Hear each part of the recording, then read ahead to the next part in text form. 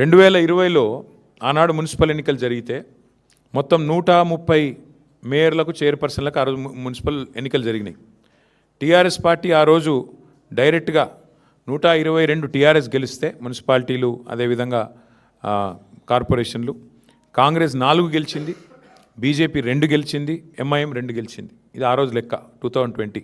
మరి ఈరోజు ఇప్పుడే నేను మేము ముందు పెడుతున్న లెక్క చూస్తే ప్రత్యక్షంగా డైరెక్ట్గా మేము ఇప్పుడు 15 పైన గెలవబోతూ ఉన్నాము. దాంతోపాటు పరోక్షంగా అంటే మేము సింగిల్ లార్జెస్ట్ పార్టీగా ఉన్న కాడ మరి దాదాపు మరో 10-15 చోట్ల మాకు చాయిస్ ఉంది, అవకాశం ఉంది. కాబట్టి ఓవరాల్గా చూసుకుంటే 117లో డెఫినెట్గా మంచి ఫలితాలు వచ్చినట్టుగానే మేము భావిస్తూ ఉన్నాం. వచ్చే ముందు మిత్రులు కొత్తగూడెం శాసనసభ్యులు రాష్ట్ర సిపిఐ సెక్రటరీ సాంబశివరావు గారితో కూడా నేను మాట్లాడాను. కొత్తగూడెంలో కూడా ఈరోజు హంగ్ వచ్చింది. అక్కడ కూడా సిపిఐకి 25 ఏదో వచ్చినట్టున్నాయి, మాకు 9-10 వచ్చినట్టున్నాయి. కాబట్టి నేను వారికైతే ఓపెన్ ఆఫర్ ఇచ్చినాను. సింగరేణిలో జరుగుతున్న కుంభకోణాలు, సింగరేణిలో జరుగుతున్న దుర్మార్గాలు, అరాచకాలకు అడ్డుకట్ట వేయాలి అంటే డెఫినెట్గా మేము మీతో కలిసి వస్తాము. కాంగ్రెస్ బీజేపీని అడ్డుకోవాల్సిన అవసరం ఉంది.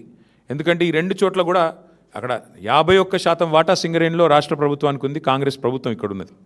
49% వాటా కేంద్ర ప్రభుత్వానికి ఉంది, బీజేపీకి అందులో భాగస్వామ్యం ఉంది.